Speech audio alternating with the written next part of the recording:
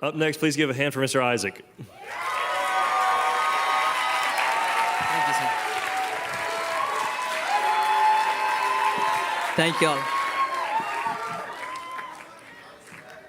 Firstly, I would like to thank God for giving me this opportunity, and secondly, for Pastor Brandon.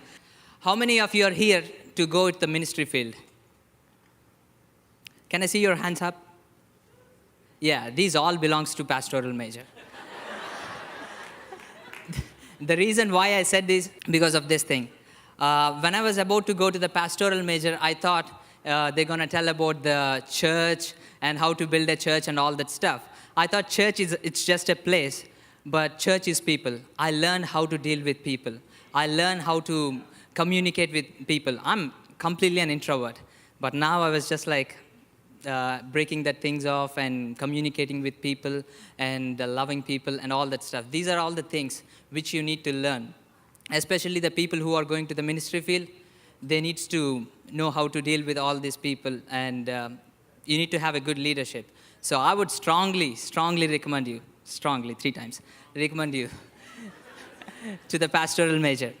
Well, if you turn your Bibles to Romans chapter 8, verse 28, one of my favorite scriptures in the Bible, Romans chapter 8, verse 28. For we know that all things work together for good to those who love God, to those who are called according to his purpose.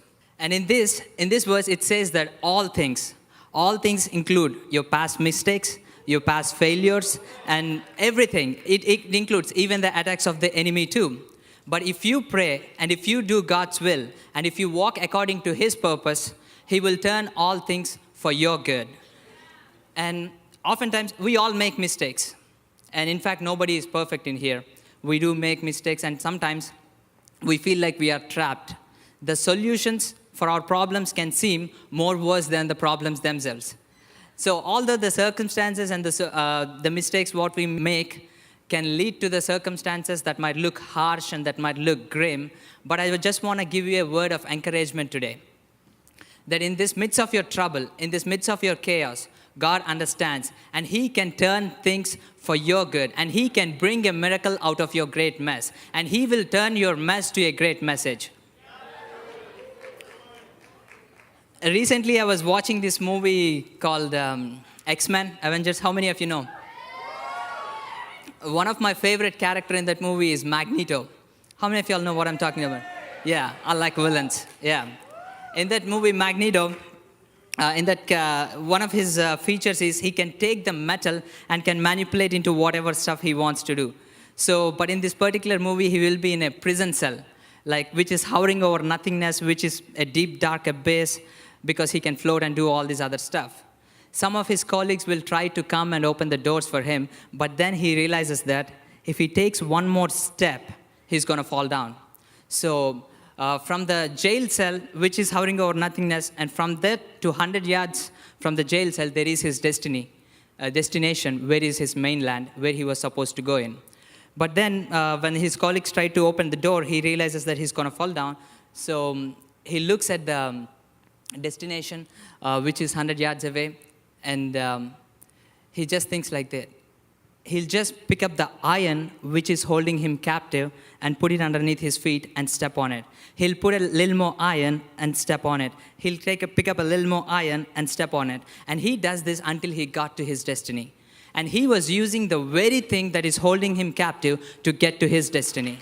Sometimes God will allow us to go through some things which are holding us captive to get to our destiny. Sometimes our past fears, sometimes without having a father, sometimes without having a blueprint, you don't know what this foot is going to land on. But at the same time, if you walk according to the will of God, and if you walking according to his purpose, it will all come together for your good.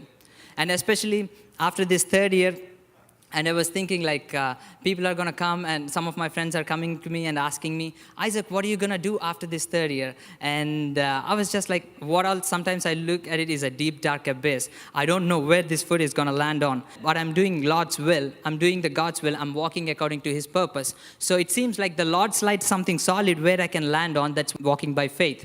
That's what Dr. Holler taught me from the past 3 years.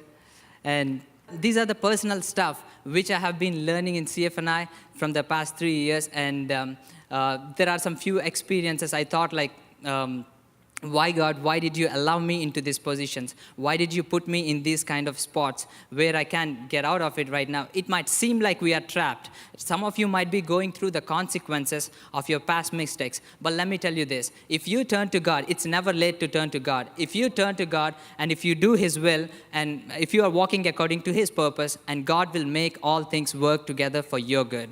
Thank you.